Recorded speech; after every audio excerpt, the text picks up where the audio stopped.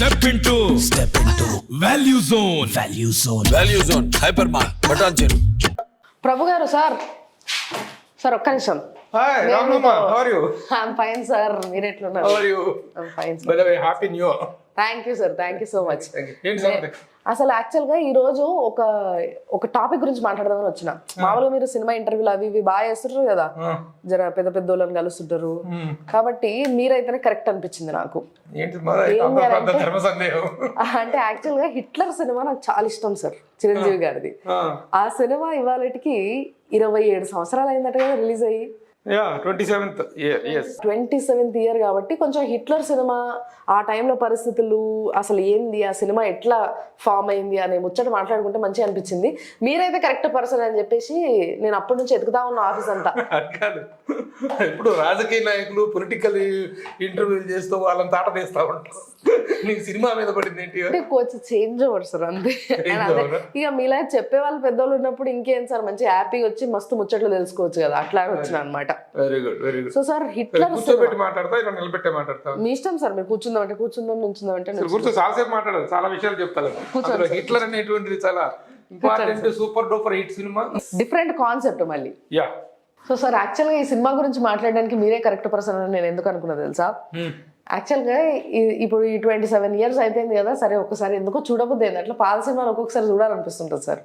అట్లా పెట్టి చూస్తే అందులో పిఆర్ ప్రభు గారు అని మీ పేరు కనబడ్డది నాకు టైటిల్ కార్డ్స్ లో. ఎస్, టైటిల్ కార్డ్స్ లో.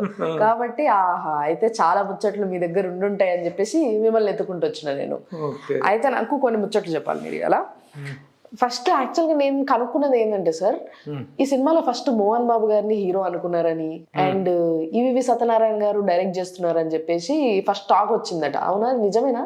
ఎవరు చెప్పారమ్మా? నేను యాక్చువల్గా ఒక వెబ్సైట్ లో చదివినట్టు గుర్తు సార్ నాకు. It is totally wrong information. అసలు ఈవివి సత్యనారాయణ డైరెక్షన్ లో ఎడిటర్ మోహన్ గారు సినిమా చేయాలనుకున్నది లేదు. అలాగే మోహన్ బాబు గారు హీరో గారిని ఎప్పుడు లేదు. మోహన్ బాబు గారిని ఎడిటర్ మోహన్ గారు అనుకున్నటువంటి సినిమా వేరు. అది Hanuman junction. Okay, Hanuman junction Jagapathi Babu గారు అర్జున్ చేశారు కదా. ఆ సినిమాకి ఫస్ట్ మోహన్ బాబు గారిని రాజశేఖర్ గారిని అనుకున్నారు. అనుకుంటే వీళ్ళ అబ్బాయి ఫస్ట్ డైరెక్షన్ చేస్తున్నాడు, రాజా. ఓకే, ఏటర్ మోహన్ గారు అబ్బాయి డైరెక్షన్ లో ఫస్ట్ సినిమా హనుమాన్ జంక్షన్. వాళ్ళిద్దరు సీనియర్ యాక్టర్లు, వాళ్ళతోటి తను ఎంతవరకు జెల్ అవ్వగలడు. ఓకే, అది కాకుండా వాళ్ళు అంతకుముందే ఈవి సత్యనారాయణ డైరెక్షన్ లో 2 సినిమాలు చేసి ఉన్నాడు ఈయన మోహన్ బాబు గారు. అప్పుడు ఆ కాంబినేషన్ సెట్ అవ్వలేదు.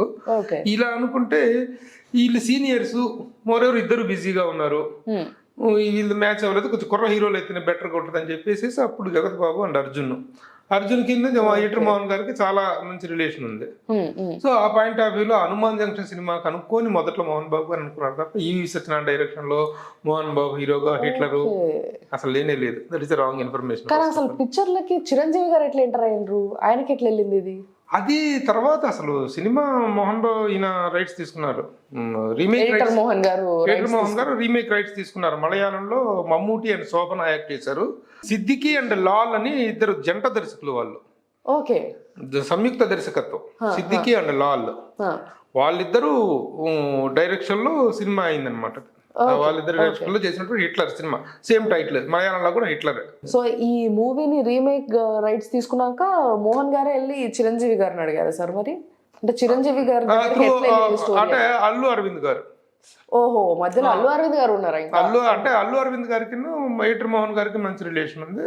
ఓకే, అప్పుడు అల్లు అరవింద్ గారు దగ్గర ఈ విషయం చెప్తే ఇట్లా మంచి సినిమా ఉంది, చిరంజీవి గారికి అయితే బాగుంటది అని చెప్పేసి ఎడిటర్ మోహన్ గారు అడగటం. అసలు అది ఎలా జరిగిందంటే, అసలు ఇంకోటి రాంగ్ న్యూస్ కూడా స్ప్రెడ్ అవుతుంది, విచ్ ఈజ్ నాట్ రైట్. ఈయన సినిమా చూడకుండానే కథా చర్చలు జరుగుతుండగానే యాక్చువల్గా అది కూడా నేను విన్నా సార్. అంటే ఎడిటర్ మోహన్ గారు ఆ సినిమా ఏదైతే ఇప్పుడు మమ్ముట్టి గారు చేశారు ఈ హిట్లర్ సినిమాని మలయాళంలో, ఆ సినిమా రిలీజ్ అవ్వక ముందే ప్రొడక్షన్ నడుస్తుండగానే ఈ సినిమా పైన ఏంటో అంత కాన్ఫిడెన్స్ తీసుకొని ఇక్కడ రీమేక్ చేసిండ్రు అన్న ఫీలింగ్ నాకు వచ్చింది అది చూసిన తర్వాత. అది కరెక్ట్ ఇన్ఫర్మేషన్ కాదు. అది ఆ సినిమా అండర్ ప్రొడక్షన్ లో ఉండగా ఆయన remake rights కొనుక్కోలేదు.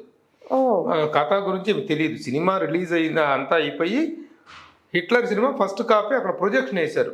Okay, Malayalam Hitler సినిమాని ప్రొజెక్షన్ వేస్తే మన తెలుగు నుంచి చాలా మంది ప్రముఖ నిర్మాతలు అందరూ వెళ్ళారు. వాళ్ళతో పాటు ఎడిటర్ మోహన్ గారు వెళ్ళారు, సినిమా చూశారు. సినిమా అయిపోయిన తర్వాత వీళ్ళెవరూ అడ్రస్ లేరు.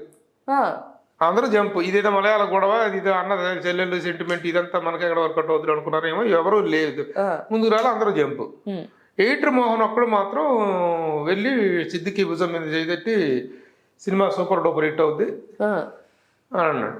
అంటే వాళ్ళు షాక్, నిజమా సార్ వాళ్ళు ఎవరు ఏం చెప్పకుండా వెళ్ళిపోయారు, మీరు ఎలా కాన్ఫిడెన్స్గా చెప్తున్నారు అంటే, లేదు పెద్ద హిట్ అవుతుంది ఇది అని చెప్పేసి ఆయన చెప్పడం, ఆయన చెప్పిన వెంటనే నాకు రీమేక్ రైట్స్ ఇవ్వండి అని. వాళ్ళు అసలు సినిమా బాగుందని చెప్పడానికే షాక్ లో ఉంటే రీమేక్ రైట్స్ కూడా అడిగారు. రీమేక్ రైట్స్ అడిగితే వెంటనే వాళ్ళు చాలా ఆనందంగా హ్యాపీగా అనుకున్నారు, అగ్రిమెంట్ అయ్యారు. అగ్రిమెంట్ అయిన తర్వాత ఈ రీమేక్ రైట్స్ సొంతం చేసుకున్నారు. అంతేకాకుండా కథ జరుగుతుండగానే, షూటింగ్ జరగకముందే కథా చర్చల దశలోనే తీసుకున్నారు అనేది ఇట్స్ రాంగ్ ఇంపార్ట్. కానీ ఏదేమైనా అది చాలా డిఫరెంట్ స్టోరీ సార్, చాలా డిఫరెంట్ స్టోరీ, చాలా డిఫరెంట్ స్టోరీ. మలయాళానికి దీనికి చాలా మార్పులు చేయడం జరిగింది. ఎందుకంటే మలయాళంలో మమ్మూటి ఒక డిఫరెంట్ యాక్టర్. అవును, వాళ్ళ స్కూల్ ఆఫ్ టేకింగ్ అదంతా ఎక్కువ ఇదిగా ఉంటుంది, టెక్స్ట్ ఓరియంటెడ్ గా ఉంటుంది. అది మన దగ్గరకు వచ్చి దానికి వచ్చే గ్లామరు ఇది కావాల్సినప్పుడు దానికి తగ్గ చేంజెస్ చేయాల్సినటువంటి పరిస్థితి. అంటే చిరంజీవి గారిని హీరో అనుకున్న తర్వాత చేసిన మార్పులు ఇవి. అల్లు అరవింద్ గారితో ఈ విధంగా మంచి సబ్జెక్ట్ ఉంటుంది, చిరంజీవి గారు చేస్తే బాగుంటది అని చెప్పేసినటువంటి ఇదిలో అడగటం జరిగింది. కానీ నిజంగా చిరంజీవి గారు మాత్రం అందులో యాక్ట్ గా అనిపించిండ్రు. అండ్ ఆ పాటలు, డాన్సులు, రంభా గారు, చిరంజీవి గారు అసలు చింపేశారు ఆ టైంలో, అసలు మామూలుగా లేకుండా. చిరంజీవి గారు ఒక బ్రీత్ తీసుకున్నారు ఆ టైంలో. నిజంగా సార్, నేను ఇది కూడా విన్నా ఏంటంటే, చిరంజీవి గారు ఈ హిట్లర్ సినిమా చేయడానికి ముందు చాలా పెద్ద గ్యాప్ తీసుకున్నారు, చాలా రోజుల తర్వాత మేకప్ వేసుకున్నారు అని. ఇది కూడా నిజమేనా? 100% నిజం. ఎందుకంటే ఆ సమయంలో నేను ఒక ఆర్టికల్ రాయటం కూడా జరిగింది. చిరంజీవి గారు ఏమైందంటే, ఘరానా మగుడు, అంతకు ముందు గ్యాంగ్ లీడరు, ఆ జగదేక వీరుడు అతిలోక సుందరి, ఆ సినిమాలకు అదొక వేవ్ నడిచింది, పసివాడి ప్రాణం. ఆ వేవ్కి ఒక పరాకాష్ఠగా వచ్చిన సినిమా ఘరానా మగుడు. ఘరానా మగుడు అంత స్టూపెండస్ హిట్ అయిన తర్వాత వచ్చినటువంటి చిరంజీవి గారి సినిమాలన్నీ కూడాను ఆ స్థాయి ఎక్స్పెక్టేషన్స్ మీట్ అవ్వలేక వరుసగా ఫ్లాప్ అవుతూ వచ్చినాయి. ఏమేమి వచ్చినాయి, ఆపద్ బాంధవుడు ఒకటి, ఎస్పి పరశురామని, రిక్షా ఓడు, ఇంకా కొన్ని సినిమాలు ఈ విధంగా ఫెయిల్ అవుతూ వరుసగా సినిమాలు ఫెయిల్ అవుతున్నాయి, ఎక్స్పెక్టేషన్స్ రీచ్ అవ్వట్లేదు. ఏం చేయాలని చెప్పేసి చిరంజీవి గారు మనిచ్చే సబ్జెక్ట్ దొరికేదాకా నేను సినిమా చేయకూడదని చెప్పేసి ఆయన అప్పటిదాకా ఉన్నటువంటి కెరీర్లో ఫస్ట్ టైం సంవత్సరానికి 10-12 సినిమాలు చేసినటువంటి ఒక హీరో ఫస్ట్ టైం ఒక బ్రేక్ తీసుకున్నారు. ఎంత బ్రేక్ తీసుకున్నారు? అందుకే 96లో చిరంజీవి గారికి ఒక సినిమా రిలీజ్ కూడా లేదు. 96లో చిరంజీవి గారికి ఆయన మొత్తం కెరీర్ మొత్తం మీద చూసుకుంటే వన్ హీరో. ఈ మధ్య కాలంలో మళ్ళీ 1 or 2 బ్రేక్స్ వచ్చాయి అనుకోండి, సరే రాజకీయాల్లో ఒక 10 years బ్రేక్ రావడం అది వేరే విషయం. అప్పటి వరకు జరిగినటువంటి కెరీర్ లో 1 year పాటు బ్రేక్ వచ్చింది. అప్పుడు నిర్ణయం తీసుకుని 8 నెలల పాటు గ్యాప్ తీసుకున్న తర్వాత ఈ సినిమా రావడం జరిగింది, ఈ కథ చర్చలకు రావడం జరిగింది. అండ్ ఈ సినిమాకి చాలా ప్లస్ పాయింట్ కోటి గారి మ్యూజిక్. కోటిస్ మ్యూజిక్. ఇక ఇవన్నీ ఇది సెట్ అయిన తర్వాత చేసినటువంటి మార్పులు ఏంటంటే, మమ్మూటి మనం తీసుకుంటే వాళ్ళు ఒక రిజర్వ్డ్ టైప్ ఆఫ్ క్యారెక్టర్స్ ఉంటాయి. చిరంజీవి గారిని కానీ చిరంజీవి గారి లాగా డ్యాన్స్ చేయగలడా మమ్మూటి కాంట, చిరంజీవి గారి లాగా ఫైట్స్ చేయగలడా మమ్మూటి కాంట. వాళ్ళ టేకింగ్ అది కంప్లీట్లీ డిఫరెంట్ సార్ వాళ్ళది కూడా. Mammootty is no doubt a great actor, కానీ ఇక్కడ స్కూల్ అనేటువంటిది డిఫరెంట్. దీన్ని చిరంజీవి గారి ఇమేజ్ కి మౌల్డ్ చేయాల్సిన, కొంచెం మాస్ ఫ్యాన్స్ ఎక్కువ, చిరంజీవి గారిని చూసే విధానం వేరుంటది ఇక్కడ ఫ్యాన్స్ అందరూ. కాబట్టి ఆ విధంగా చిరంజీవి గారి ఇమేజ్ కి తగ్గట్టుగా మార్పులు చేయడం జరిగింది. చేసేసి దాన్ని ఒక most family entertainment and with an action film గా దాన్ని టర్న్ అప్ చేయడం అనేటువంటిది డ్రామా అని చెప్పొచ్చు. Family drama. అన్నా చెల్లెల్లో ఒక తండ్రి లేకపోయినా తండ్రి స్థానంలో ఒక అన్న ఎలాంటి బాధ్యత నిర్వహించాడు అనేటువంటి. తండ్రి అంటే గుర్తుకొచ్చింది, దాసనారాయణ గారు తండ్రిగా నటించారు ఇందులో. అది ఫస్ట్ చాలా చిరంజీవి గారు చాలా హ్యాపీ ఫీల్ అయ్యారు. అంటే ఇప్పుడు ఆ టైంలో దాసనారాయణ చిరంజీవి గారికి ఒక ఫాదర్ గా నటించడానికి అవసరమైన ఒక ఫిగర్, అది కూడా ఒక తాగుబోతు character, driver character, mass character. అలాంటి ఒక మాస్ క్యారెక్టర్ చేయదగ్గ పర్సనాలిటీ ఎవరనుకుంటే దాసనారాయణరావు గారిని చేయటం. అందులో దాసనారాయణరావు గారికి, ఈటర్ మోహన్ గారికి, మన దీనికి డైరెక్టర్ అయినటువంటి ముత్యాల సుబ్బయ్య గారికి చాలా మంచి చదువు ఉంది. ఎందుకంటే మామగారు వాళ్ళ కాంబినేషన్ లో పెద్ద సూపర్ డూపర్ హిట్. ఇవన్నీ ఎట్లా కలిసి వచ్చిన అంశాలు అనమాట. ఇప్పుడు యాక్చువల్ గా చిరంజీవి గారితో మోహన్ బాబు ఈటర్ మోహన్ గారికి ఉన్న అనుబంధం ఏంటి? ఏమి కొత్తగా ఏమి లేదు ఈ సినిమాతోనే. అయితే చిరంజీవి గారి ఫస్ట్ సినిమా తమిళంలోకి డబ్ అయినటువంటి ఫస్ట్ సినిమా ఆరని మంటలు. ఆ ఆరణ మంటలోని తమిళ్లోకి డబ్ చేసినటువంటి నిర్మాత ఏటూరి మోహన్ గారు. ఓహో, అంటే తమిళ అక్కడ ప్రేక్షకులకి connection మళ్ళీ ఇక్కడ కరెక్ట్ అయింది. తమిళ ప్రేక్షకులకి ఫస్ట్ టైం చిరంజీవి గారిని ఇంట్రడ్యూస్ చేసింది ఏటూరి మోహన్ గారు. ఓకే, అప్పట్లో అనుకున్నాడు ఇతనితో ఎప్పటికైనా సినిమా తీయగలవా అనేటువంటిది అనుకున్నట్టు. చాలా మంచి, చాలా డైనమిక్ గా ఉన్నట్టు. అతనికి ఆయనకి ఎవరు చెప్పారు ఇన్ఫర్మేషన్? సత్యం గారు మ్యూజిక్ డైరెక్టర్. సత్యం గారు ఆరణ మంటల సినిమాకి మ్యూజిక్ డైరెక్టర్ అయితే రీ రికార్డ్ అయిపోయిన తర్వాత ఈయన దగ్గర ఎడిటింగ్ రూమ్ లో కలిస్తే ఏమంటే కుర్రను చూసాను, బ్రహ్మాండంగా చేశాడు. ఆరణ మంటలు అనే సినిమా తెలుగులో వచ్చింది, అది బ్రహ్మాండంగా ఉంది అంటే అప్పుడు ఆయన వెంటనే సినిమా చూసేసి దాని డబ్బింగ్ రైట్స్ ఈయన తీసుకున్నారు ఏటూరి మోహన్ గారు. అప్పుడే అనుకున్నారు, అప్పుడప్పుడే వీళ్ళందరూ ఫ్లరిషింగ్. ఒక కమల్ హాసన్, రజనీకాంత్ కొంచెం సీనియర్స్ అయితే ఈ విజయకాంత్, ఈ జనరేషన్ చిరంజీవి గారు వీళ్ళంతా ఒక జనరేషన్ లో ఫ్లరిష్ అవుతున్నట్టు వాళ్ళు అనమాట. యాజ్ అ పిఆర్ఓ మీకు హిట్లర్ అనగానే ఏం గుర్తుకొస్తుంది? కళ్ళు మూసుకుంటే మీకు సార్ హిట్లర్ అని ఏదైనా మేము ఎవరైనా కూర్చొని హిట్లర్ గురించి మాట్లాడుకుంటే మీకు గుర్తుకొచ్చేది ఏదైనా ఇన్సిడెంట్ కానీ? ఇన్సిడెంట్ అంటే ఆ సినిమా షూటింగ్ అంతా రెగ్యులర్ గా త్రూ అవుట్ నేను అటెండ్ అవుతుండేవాడిని. నాకు ఎట్లాగంటే నాకు చిరంజీవి గారితో సరే మాకున్నటువంటి ఇది తెలిసిందే మొదటి నుంచి. చిరంజీవి గారితో ఒక చిన్న ట్రావెల్ ఉంది నాకు. ఇక దాసరి నారాయణరావు గారికి నాకున్నటువంటి అనుబంధం తెలిసిందే. దాసరి నారాయణరావు గారు మామగారు సినిమా చేస్తున్నంతకాలం ఆ సెట్టింగ్ లోకి మేము వెళ్ళటం, ఆ షూటింగ్ కవరేజ్ చేయటం. అప్పుడు మాకు ఏటూరి మోహన్ గారు పరిచయం అవటం. ఏటూరి మోహన్ గారు ఇటు ముత్యాల సుబ్బయ్య గారు సినిమాలన్నిటికీ కొన్నిటికి నేను పిఆర్ఓగా చేసి ఉంటాను. ముత్యాల సుబ్బయ్య గారితో నాకు చాలా చక్కని అనుబంధం ఉంది. ఎంత పుట్టుకెదురు మా ఏటూరి మోహన్ గారు, ప్రభు గారు ఈ సినిమా పిఆర్ఓ మీరే చేయాలన్నాడు. ఎందుకంటే అటు గురువు గారితో నాకు అటాచ్మెంట్ దాసరి గారితో ఉంది, ఇటు చిరంజీవి గారితో ఉంది, ఇటు ముత్యాల సుబ్బయ్య గారితో ఉంది. సో ప్రభు గారు మీరే పిఆర్ఓ చేయాలంటే జరిగింది. సో ఆ విధంగా ఆ సినిమాకి నేను పిఆర్ఓ. అంటే మీరు దగ్గరుండి చిరంజీవి గారిని చూసినారు కాబట్టి ఆ టైంలో ఒక 2 పదాల్లో చెప్పాలంటే ఏం చెప్తారు చిరంజీవి గారి గురించి? చిరంజీవి గారి గురించి చెప్పడం అంటే ఈ వాల్యూమ్స్ చెప్పాల్సిన వ్యక్తి గురించి 2 పదాల్లో చెప్పండి. అందుకే సార్ అదే కష్టం కదా. హీఈస్ ద గేమ్ చేంజర్ అంతే. ఎగ్జాక్ట్లీ, చిరంజీవి గారు is the game changer. And at the same time Chiranjeevi గారి కెరీర్ లో హిట్లర్ అనే సినిమా ఒక గేమ్ చేంజర్. ఎస్, ఎందుకంటే నేను ఒకటే చెప్తుంటాను, చిరంజీవి గారి గురించి వచ్చిన సందర్భం వచ్చే టాపిక్ అడిగా గారు చెప్పడం ఏంటంటే, సినిమా ఇండస్ట్రీలో 24 క్రాఫ్ట్లు ఉంటాయి.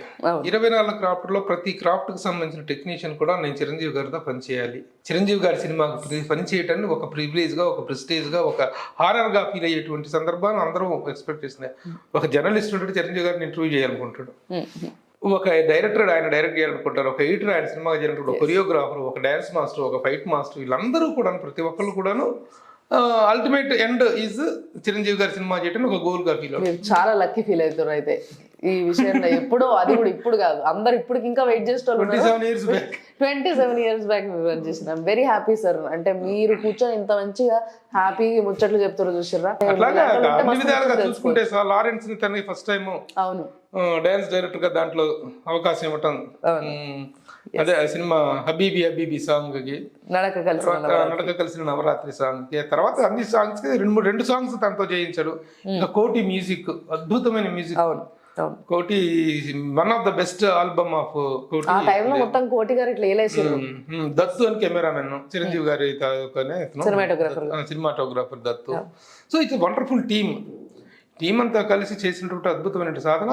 చిరంజీవి గారు ఇది తీసుకోవటం 8 నెలలు గ్యాప్ తీసుకున్న తర్వాత నేను ఆ రోజున ఒక ఆర్టికల్ రాశాను.